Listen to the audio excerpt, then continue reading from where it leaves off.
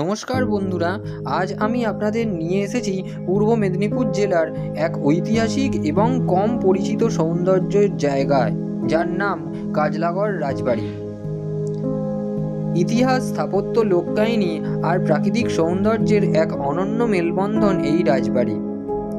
আর আজকের ভিডিওতে আমরা জানব এর জন্মকথা, রাজপরিবারের উত্থান পতন, স্থাপত্য, রহস্যময় দিকগুলো, আশেপাশে ঘোরার জায়গা আর সবচেয়ে গুরুত্বপূর্ণ কিভাবে এখানে পৌঁছাবেন।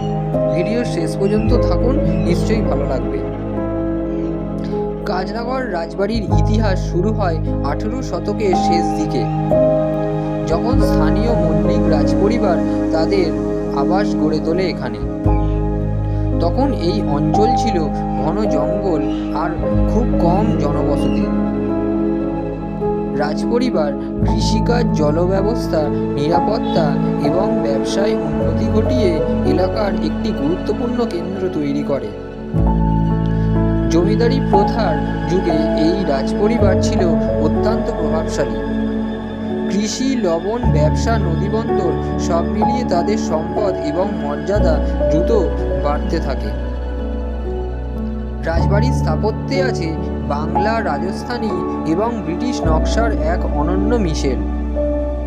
উঁচু কলাম, দীর্ঘ বারান্দা, শৈল্পিক দরজা জানলা সব মিলিয়ে একসময় এখানে ছিল রাজকীয় আভিজাত্যের ছাপ। রাজবাড়িতে অনুষ্ঠিত হতো দুর্গাপুজো, রথযাত্রা, নাট মন্দিরের নাট্যোৎসব, যা আজও স্থানীয়দের স্মৃতিতে অমলিন।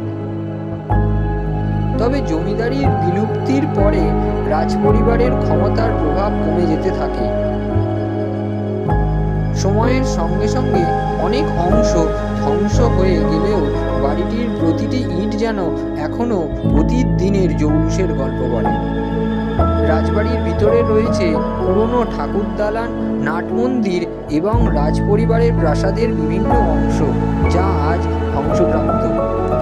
মন্দিরের টেরাকোটার কাজ আজও শিল্পীর নিখুঁত দক্ষতার সাক্ষ্য দেয়। বিকেলের নরম রোদে যখন এই দালানগুলো আলোকিত হয়ে ওঠে, তখন মনে হয় যেন সময় থেমে গেছে এক অন্যরকম অনুভূতিতে।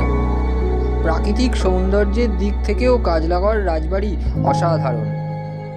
চারিদিকে অনুভূত হয় শান্ত পরিবেশ, গাছপালা, খোলা প্রাঙ্গণ আর পুরনো স্থাপত্যের সাথে প্রকৃতির এক অপূর্ব মিলন।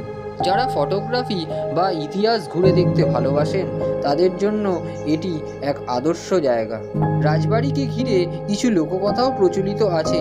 কেউ বলেন পুরনো দালানের নির্দিষ্ট জায়গায় রাতে অদ্ভুত শব্দ শোনা যেত। আবার কেউ বলেন এখানে নাকি রাজপরিবারের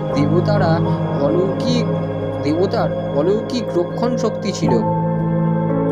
এসব গল্পের ঐতিহাসিক ভিত্তি না থাকলেও এগুলো জায়গাটিকে আরও রহস্যময় করে তোলে। এবার আসি সবচেয়ে প্রয়োজনীয় অংশে, কিভাবে পৌঁছানো যায়। কাজলাগড় পূর্ব মেদিনীপুর জেলার নন্দকুমার কোপগড় রোডের কাছে অবস্থিত। কলকাতা থেকে আপনি প্রথমে পৌঁছতে পারেন তমলুক বা নন্দকুমার। ট্রেনে এলে তমলুক স্টেশন থেকেই গাড়ি বা অটো নিয়ে সহজেই যেতে পারবেন এই কাজলাগড় রাজবাড়ি। বাসে এলে নন্দকুমার বাস স্ট্যান্ড থেকে লোকাল গাড়ি পাওয়া যায় কাজলাগড়ের দিকে। নিজের গাড়িতে গেলে কোলাঘাট হয়ে নন্দকুমার, সেখান থেকে সোজা কোপগড় রোড ধরে এগোলেই খুব সহজেই পৌঁছানো যাবে রাজবাড়ির প্রবেশপথে। রাস্তাটা সবসময় শান্ত গ্রামীণ পরিবেশে ঘেরা, যা ভ্রমণটাকে আরও উপভোগ্য করে তোলে। কাছাকাছি আরও দেখার মতো জায়গা আছে, যেমন তমলুকের রাজরাজেশ্বরী মন্দির, তমলুক রাজবাড়ির ধ্বংসাবশেষ, মিউজিয়াম, যা ঘুরে দেখলে আপনার পুরো দিনের ভ্রমণ পূর্ণ হবে।